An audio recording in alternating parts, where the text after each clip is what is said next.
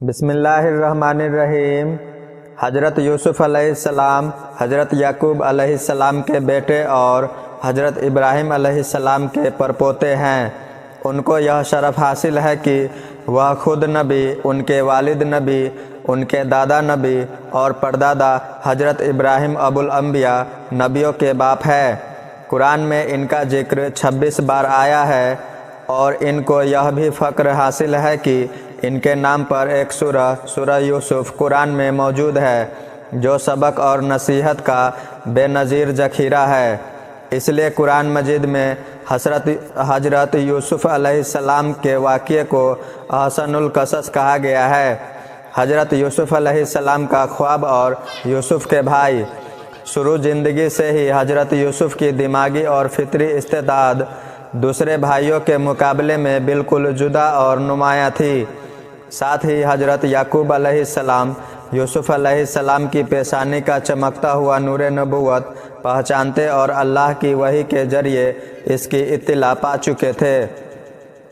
انہی وجہ سے وہ اپنی تمام اولاد میں حضرت یوسف علیہ السلام سے بے حد محبت رکھتے تھے، اور یہ محبت یوسف کے بھائیوں سے بے حد شاق اور ناقابل برداشت تھی، اور وہ ہر وقت اس فکر میں لگے رہتے تھے کہ یا تو حضرت یعقوب کے دل سے اس محبت کو نکال ڈالے، اور یا پھر یوسف ہی کو اپنے راستے سے ہٹا دے تاکہ قصہ پاک ہو جائے۔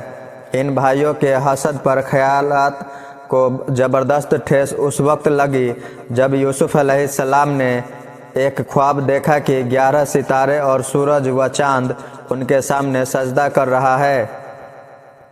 حضرت یعقوب علیہ السلام نے یہ خواب سنا تو سختی کے ساتھ ان کو منع کر دیا کہ اپنا یہ خواب کسی کے سامنے نہ دہرانا، ایسا نہ ہو کہ سن کر تیرے بھائی بری طرح پیش آئے، کیونکہ شیطان انسان کے پیچھے لگا ہے، اور تیرا خواب اپنی تعبیر میں بہت صاف اور واضح ہے۔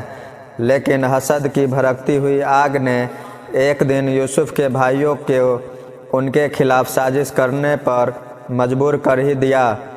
ان میں سے ایک نے کہا، یوسف کو قتل نہ کرو اور ان کو گمنام کنویں میں ڈال دو کہ اٹھا لے جائے اس کو کوئی مسافر، اگر تم کو کرنا ہی ہے۔ اس مشورے کے بعد سب جمع ہو کر حضرت یعقوب کی خدمت میں حاضر ہوئے اور کہنے لگے، اے باپ، کیا بات ہے کہ تم کو یوسف کے بارے میں ہم پر اعتماد نہیں ہے، حالانکہ ہم اس کے خیر خواہ ہیں۔ حضرت یعقوب سمجھ گئے کہ ان کے دلوں میں کھوٹ ہے۔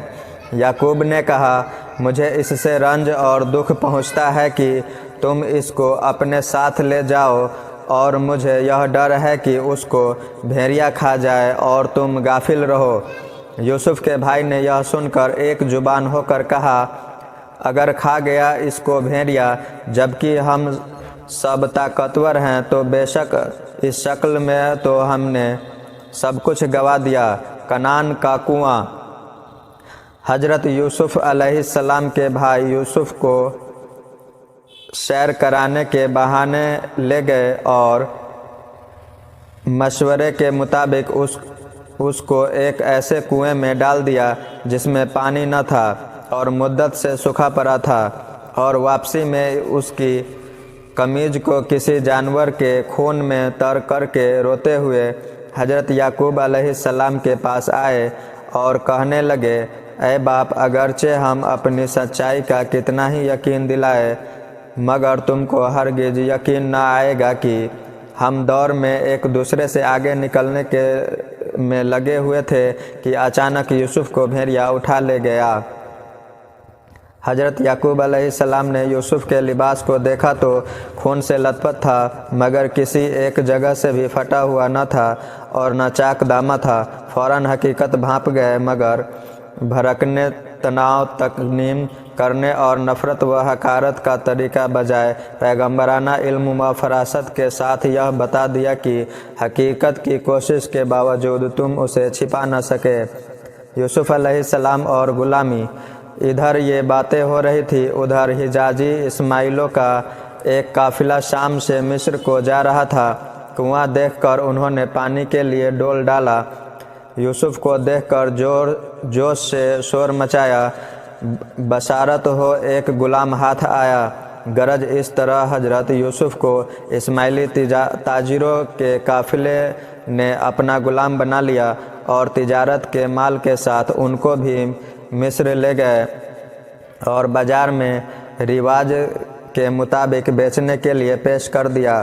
اسی وقت شاہی خاندان کا ایک رئیس اور مصری فوجوں کا افسر پوتیفار بازار سے گزر رہا تھا۔ اس نے ان کو خرید لیا اور اپنے گھر لا کر بیوی سے کہا، دیکھو اس کو عزت سے رکھو، کچھ عجب نہیں کہ یہ ہم کو فائدہ بخشے یا ہم اس کو اپنا بیٹا بنا لے۔